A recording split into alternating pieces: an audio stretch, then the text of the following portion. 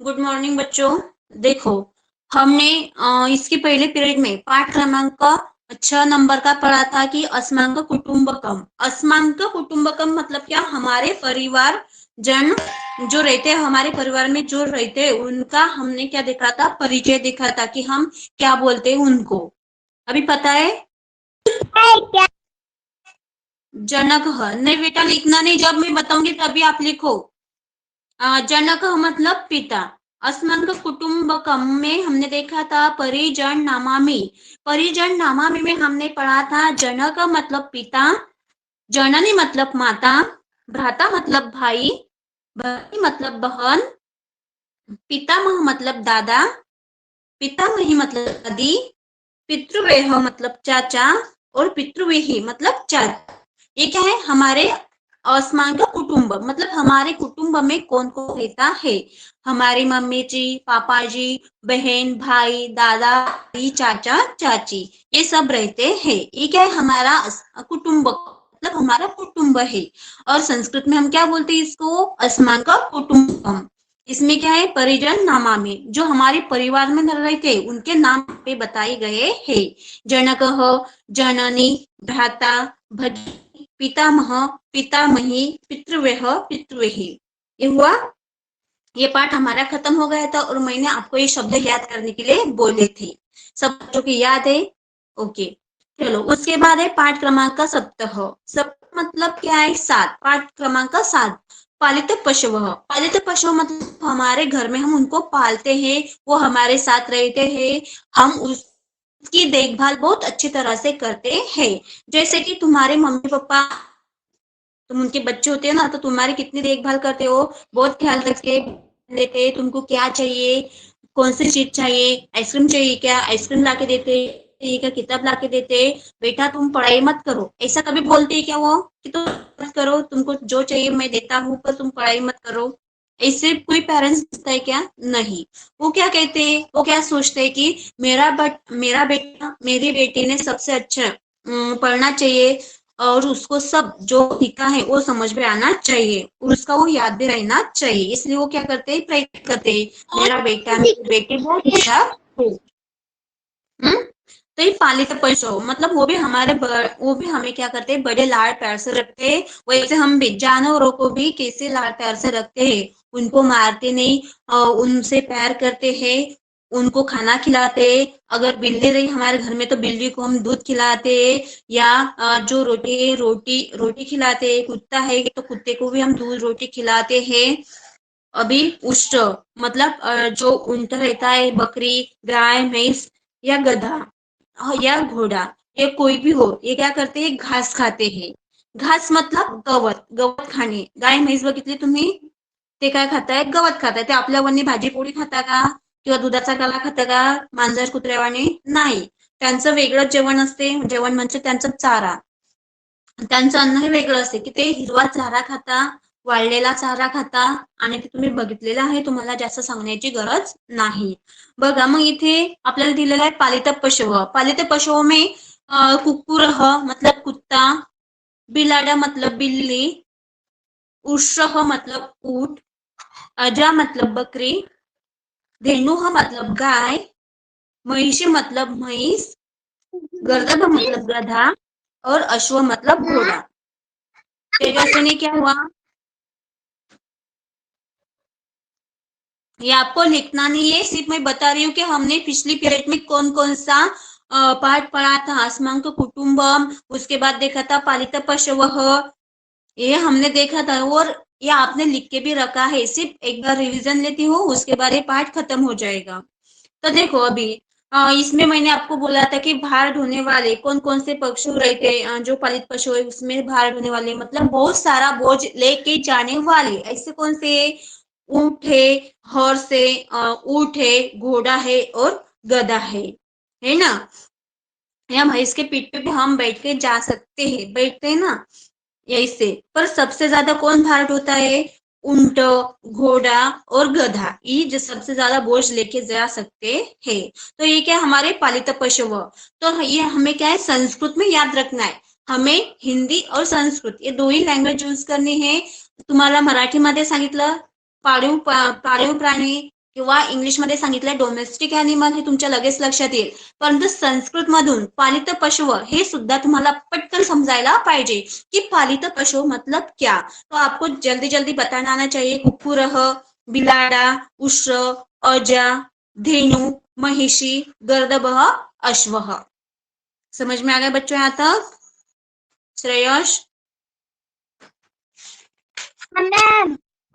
Okay चलो, उसके बाद देखा था पाठ क्रमांक 8। 8 मतलब 8। मैंने आपको गिनती पढ़ाई थी, गिनती सिखाई थी ना। 1 2 3 4 5 6 7 8 9 10। ये क्या अपनी गिनती, हमने 10 तक की गिनती देखी थी, 1 से लेके 10 तक की संस्कृत गिनती। 1 2 3 4 5 6 7 8 9 10। ये क्या हमारी संस्कृत गिनती थी। तो उस अभी पाठ कौन सा है? 8 अष्ट 8 नंबर का पाठ है, उसका नाम है पक्षिणः। अभी हमने देखा था पक्षिणः। जो पिछला पीरियड हुआ था हमारा, इसके पहले का जो पीरियड हुआ था उसमें हमने देखा था पक्षिणः। और वही माइक बंद रखे। पक्षिणः मतलब क्या? उसमें देखा था हमने कुक्कुटः। कुक्कुटः का मतलब क्या होता है? मुर्गा। आपने शब्दार्थ लिख के रखे है ना, मैंने आपको लिख के दिए थे।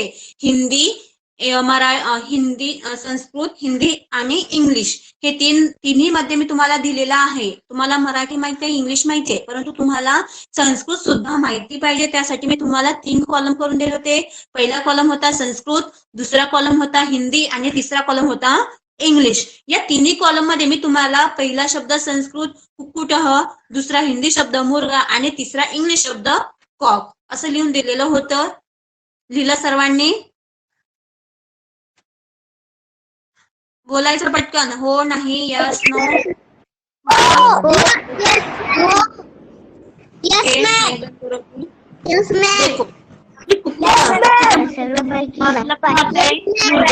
मुर्गा इंग्लिश में लिखा था कॉक। उसके बाद है बकह। बकह मतलब क्या है?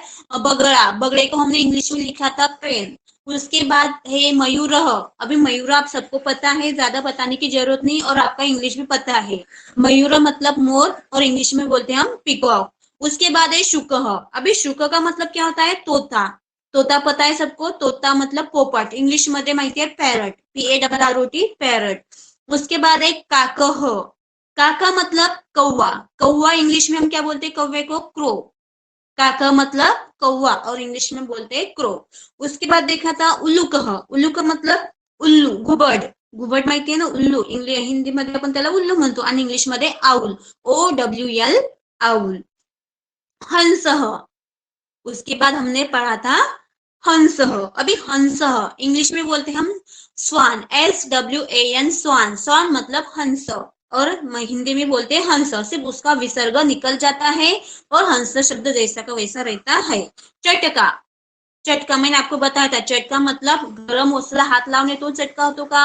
नहीं। तो यहाँ पे बताया कि चटका मतलब चिड़िया, स्पैरो। चटका का मतलब क्या होता है? चिड़िया मतलब स्पैरो, SPARROW स्पैरो। ये क्या है? पक्षिणः मतलब बर्ड्स नेम। बर्ड्स नेम पता है अभी सबको? ये आपको बर्ड्स नेम संस्कृत में याद रखने हैं। कुक्कुटः, बकः, मयूरः, शुकः, काकः, उल्लूकः, सब इसको विसर्ग लगा है। विसर्ग है ना, तो ये क्या है? एक ही वचनीय शब्द है, सिर्फ एक वचनीय शब्द। हंसः और टटका। ये क्या है? पक्षिणः। आज हम पाठ क्रमांक 9 देखेंगे, उसमें वन्य पशुवः। पाठ क्रमांक 9, इसमें क्या है? वन्य पशु मतलब जो जंगल में रहते हैं, वाइल्ड एनिमल, जंगली प्राणी। काय पाठाचं नाव?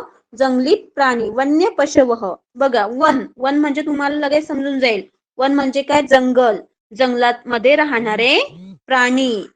कोणते प्राणी बघायचे आपल्याला?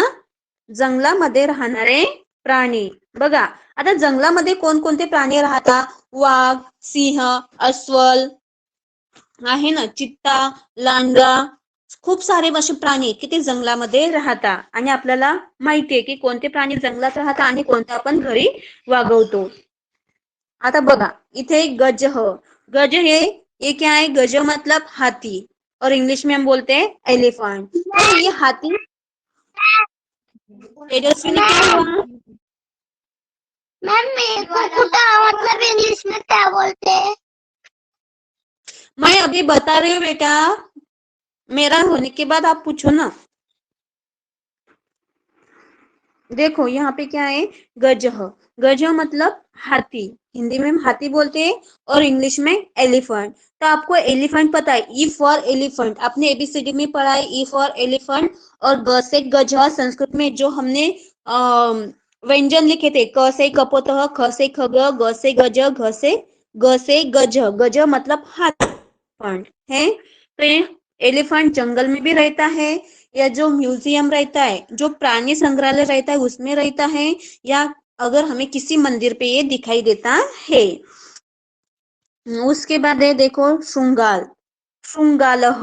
देखो ये श्रृंगालह मतलब ये क्या है, फॉक्स।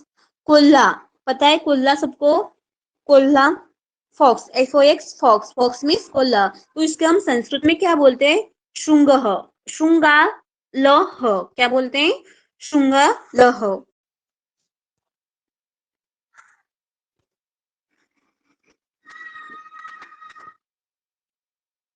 अभी ये सिंह तो सबको पता है, सिंह को हम इंग्लिश में लॉयन बोलते हैं और हिंदी में शेर बोलते हैं। पर संस्कृत में क्या चाहिए हमें, सिंह। संस्कृत में क्या चाहिए, सिंह। आणि हे दोन विसर्ग काढले, हे दोन विसर्ग दिसाई काढले तर काय होईल मराठीमध्ये सिंह। आपण म्हणतो सिंह, लॉयन, सिंह। आणि संस्कृत शब्द काय येईल, सिंह। क्या है संस्कृत में, सिंह। सिंह को हम क्या बोलते हैं संस्कृत में, सिंह। और हिंदी में शेर बोलते हैं, हिंदी में क्या बोलते हैं, शेर। देखो यहाँ पे वराह, वराह देखो ये क्या है, सुअर है। सुअर मतलब जंगली रानडुक्कर, रानडुक्कर माहिती आहे ना, बोर, सुअर म्हणजे पिग, पिग म्हणजे रानडुक्कर। जंगली रानडुक्कर म्हणतो आपण त्याला, हे सुअर है। तो संस्कृत में हम उसको क्या बोलते हैं, देखो यहाँ पे उसका नाम बताया है संस्कृत में, वराह, वराह। विसर्गाचा उच्चार ह येतो आणि तिथे पण मागे काय ह लागलेला आहे, वराह, वराह मतलब सुअर, सुअर मतलब जंगली रानडुक्कर। उसके बाद है देखो वृक्ष। आता वृक्ष शब्द इथे बघा, हा वृक्ष शब्द आपण झाडाविषयी वापरतो, वृक्ष ह, आणि इथं ऋषीचा ऋ दिलेला, ऋ से ऋषी आणि क्ष से क्षत्रिय। तर इथे काय, वृक्ष ह। आता हा वृक्ष म्हणजे झाड नाही, तर इथे वृक्ष मतलब बोर, अस्वल। अस्वल माहितीये, भालू माहितीये सर्वांना, भालू, भालू शब्द तुम्ही हिंदीमध्ये ऐकलेला आहे, भालू। तुम्ही कार्टून वगैरे बघत असाल तर तिथे भालू हा शब्द तुम्हाला माहिती आहे। तो वृक्ष ह, वृक्ष मतलब क्या होता है, ये भालू, भालू, और इंग्लिश में बोर। देखो सई माईक बंद ठेव तुझा। अभि व्याघ्रह, व्याघ्र शब्द हा का आपला, वाघ, वाघ। व्याघ्र मतलब क्या है, वाघ। और इंग्लिश में हम क्या बोलते हैं इसको, सिंह, सिंह। ये वाघ को सिंह बोलते, टाइगर, टाइगर, टाइगर। इंग्लिश में हम टाइगर बोलते हैं। ओके, तो देखो व्याघ्र ये संस्कृत शब्द है, इंग्लिश में हम टाइगर बोलते हैं और हिंदी में बाघ बोलते, बाघ आणि मराठीमध्ये वाघ म्हणतो आपण त्याला। तर आपल्याला फक्त हिंदी आणि संस्कृत हे दोन शब्द लक्षात ठेवायचे आहेत, तुम्हाला मराठी आणि इंग्लिश येतंय। उसके बाद है देखो वानरह। देखो वानरह मतलब क्या है बच्चों,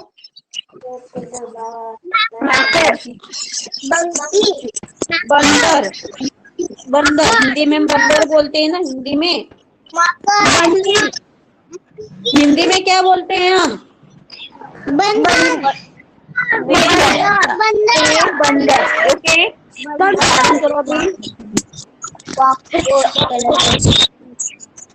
देखो अभी बंदर मतलब क्या है, वानर मतलब बंदर, इंग्लिश में हम उसको मंकी बोलते हैं। उसके बाद है हरिण, हरिण, हरिण को हम क्या बोलते हैं, मृग बोलते हैं, मृग, क्या बोलते हैं, मृग। और हिरण भी बोलते हैं, हिरण। माईक बंद करायचंय, तरी माईक बंद ठेव। हरिण, श्रेया माईक बंद कर तुझा।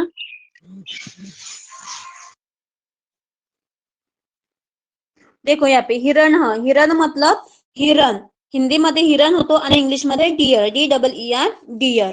तर हे तुम्हाला काय करायचंय, घरी मी तुम्हाला होमवर्कला देईल तेव्हा तुम्ही लिहा आणि पाठ करा. पढ़ो, लिखो और याद करो. आपको क्या करना है, पढ़ना है, लिखना है और याद करना है.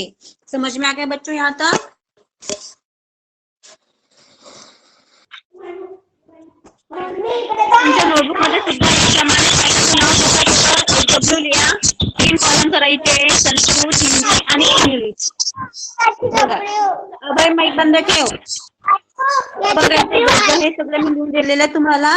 याप्रमाणे तुम्ही होमवर्क करायचं आहे तुमच्या संस्कृत विषयाच्या नोटबुक मध्ये. समजलं? पाठ